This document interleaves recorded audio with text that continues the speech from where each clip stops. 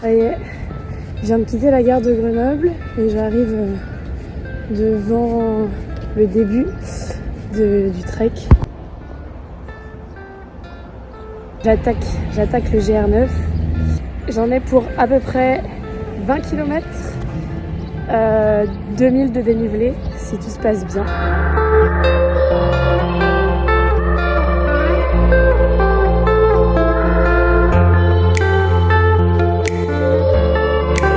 Première pause. Je viens de monter tout ça de Grenoble. Ça fait 700 mètres de dénivelé en 2 heures. Je suis KO. Je suis à 6 km et il m'en reste 14.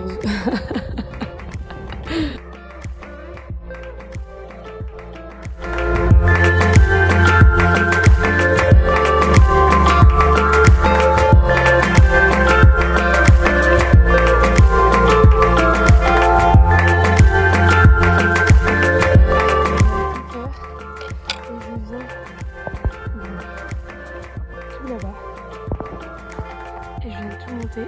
600 mètres de dénivelé en 3 km. Ma pause déj, prise à 15h, mais pause déj quand même.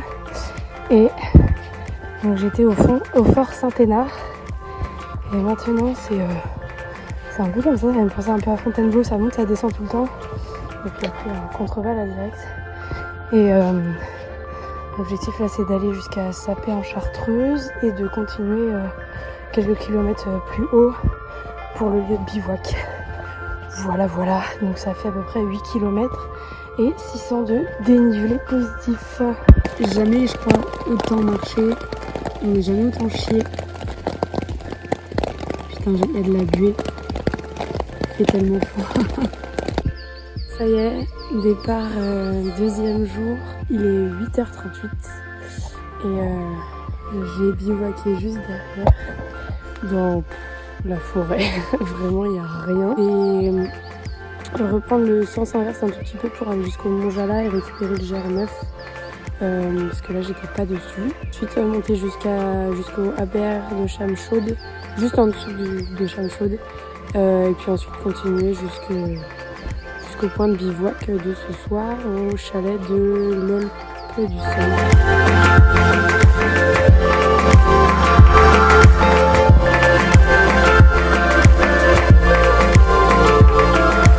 Plein d'ail des ours sauvages, ça sent tellement bon. Oh là là. Je suis arrivée après, je ne sais pas, 4h30, 4h45 de marche depuis ce matin. Je suis arrivée jusqu'au col du Coq où j'ai mangé. Et bah voilà, on est toujours dans une brume pas possible. Là je vais commencer la montée dans le crawl. Je suis le GR9 qui monte pas jusqu'en haut, qui fait le tour. Puis après jusqu'au Dôme de Belfond. Et après le Dôme de Belfond, bivouac. Ça fait 10 km à peu près. Je pensais arriver vers 17h. Je pense plus 18, voire 19h. Grosse journée, gros après-midi.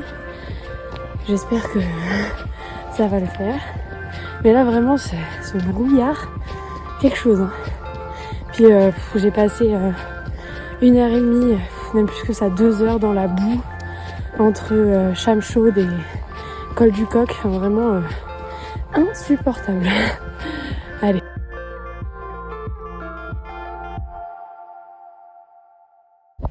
Donc après le col de Belfond, redescente un peu tout là-haut, avec les névés un peu partout là, on est accompagné par la neige.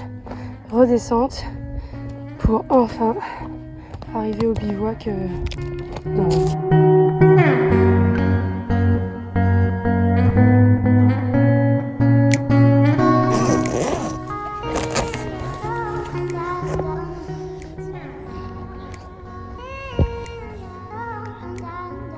parti pour la 3e journée. Donc là je pars du chalet de l'Aube du Seuil. J'en ai pour je crois 18 km, mais comme j'ai pas de réseau, j'arrive pas à télécharger la carte.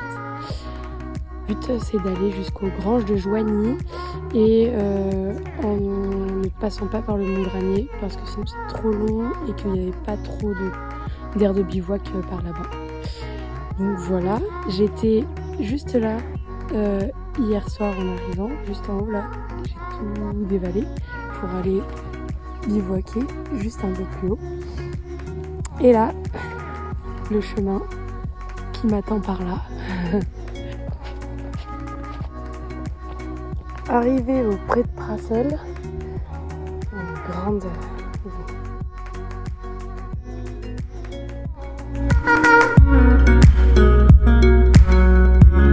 dernier bivouac et demain dernière petite journée puisque 12 km, ce qui est plutôt tranquille jusqu'à Chambéry. Je pense qu'il me faudra 4 heures pour y arriver.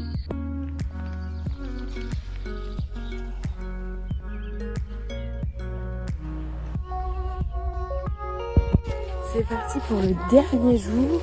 Il me reste 15 km à faire avant 14h. Il est 8h15. On a un super beau panorama derrière. Il fait très très beau temps. Je quitte le bivouac des Granges de Joigny. Et là maintenant, direction Chambéry. Arrivé. Pointe de la Gorja. Magnifique. Vue sur toute la vallée. Je me mets en route direction la pointe de la Lentille. Et là en contrebas, si je zoome, on voit Chambéry qui est juste là. Et là-bas, c'est une étendue d'eau. C'est un lac, c'est le lac du Bourget.